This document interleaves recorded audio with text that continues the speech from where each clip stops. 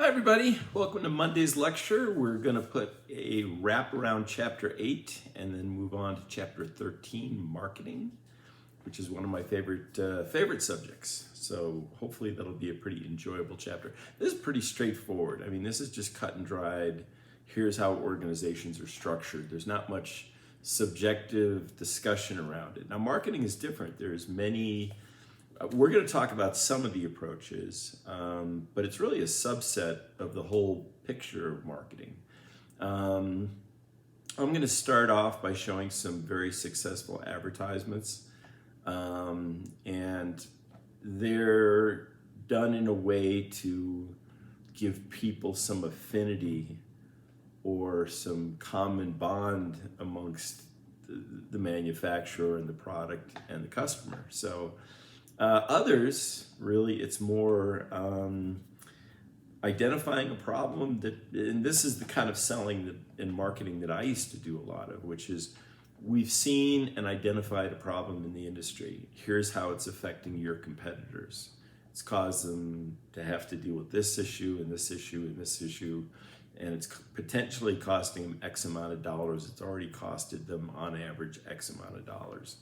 Are you affected by these same problems? And that type of marketing, it's almost like a Hollywood movie, okay? The bigger the villain, the better the movie. So, I mean, same thing here. The bigger the problem, the bigger the perception of the problem, the better the story you have to tell. And that's all part and parcel with marketing. So we get into that with chapter 13, which is just around the corner here. But like I say, today we're going to put a bow around chapter 8. I hope you enjoyed Ashley Burt's comments. Again,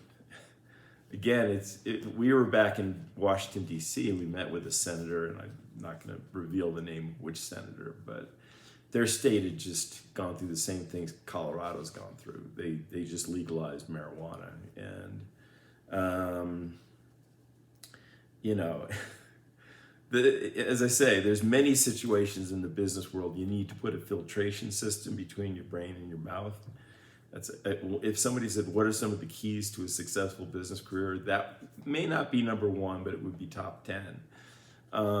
But the temptation to say, so this is creating a lot of buzz among your constituents, huh? I kept that to myself, fortunately. By the way, you may notice that the sound and the volume in the picture is a little clearer past couple lectures. I got a new iPad. I had to. The other one just ran out of capacity. And so I think this is, like I've said, the last semester we're going to be online. So it's a pity I couldn't get the other one to make it to the end of the semester, but I wanted to keep the other video lectures intact just in case I wanted to make reference to them to prep for the final review. Because I'm going to probably, in all likelihood, delete a lot of these. I might keep the greatest hits, so to speak, the ones with the most views and things like that. I mean, it's not like the Library of Congress is calling me up and asking to archive these. So I'm probably not. I'll probably keep the greatest hits and let the other ones go. Okay, so for part 1, we started out with talking about organizational theories, and there was 2 people that were really key to organizational theory. One was Henri Fayol, and he was the biggest proponent of division of labor, which is you take a person who's excellent at a particular thing and assign that person to that task. And then later on came Max Weber was the next one. And Weber, German, was all about defining specifications very precisely and being extremely insistent that everybody figured out how to do things to those exact precise specifications. And that was sort of the difference between the two of them. One division of labor, the other very well tightly defined specs. And Weber's point was, well, you can train people to do things to these specs. So yeah, they may be better at one thing than another, but if everybody does things to these exacting specifications, you'll be fine. And that was the difference really between the two of them. Other things we talked about in the last lecture, the organizational chart, who reports to whom, what's the chain of command, which defines the duties and the responsibilities up and down the organization. It's also referred to as sort of the line of authority. There's centralized authority, we mentioned that. Centralized authority basically being one corporate headquarters, and all the instructions and orders and decisions are made at that headquarters. And then there's also decentralized authority. Now, typically multinational companies have decentralized authority. Why? Because there's a lot of variables that the headquarters, if they're in the United States, for example, may be a little out of touch with cultural and demographic tastes, preferences, things like that. So you really want to tap into the intellectual knowledge and the cultural knowledge of people in those other countries. So typically, the further away from the mothership you are, the more authority gets delegated out to the provinces, as I like to call them. Span of control, that's another part of part 1 of chapter 8. That's how many people can somebody effectively manage. That'll be on the quiz, so please pay attention to that one. Also understand the difference between a flat organization, tall organizational structures, and matrix organizational structures. If any questions, let me know.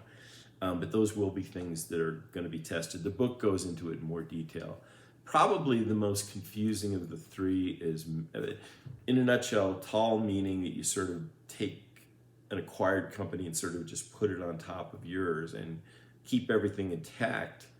Benefits being that you immediately start working together, and you don't have to get caught up in the complexities of a merger, okay? Whereas it's inefficient in a lot of ways. I mean, you see tall organizations for a very brief period of time, and then eventually that integration takes place where redundant departments get eliminated, and that's just the fact of corporate life. Now, again, flat organizations tend to be, the simplest way to think of it would be like an assembly line where you're making the same thing. If you ever walked into a Krispy Kreme, you see the donuts on the conveyor. Well, if you go in Monday and watch what's coming down the conveyor, if you go in there Friday, it's the exact same site, nothing's changed. So, I mean, easy to manage that. That's the definition of a flat organization, is common tasks done, people of similar skill set, and management can be very lean. You really may only need 1 or 2 people to manage that, okay? So part 2 sort of goes into more the adaptable organization, as I would call it.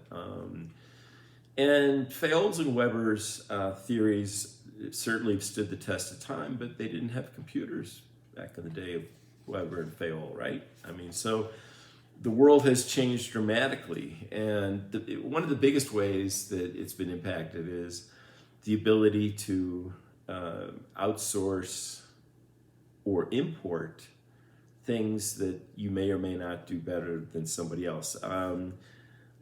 Core competencies are things that you do very, very well, and those are things that you do internally.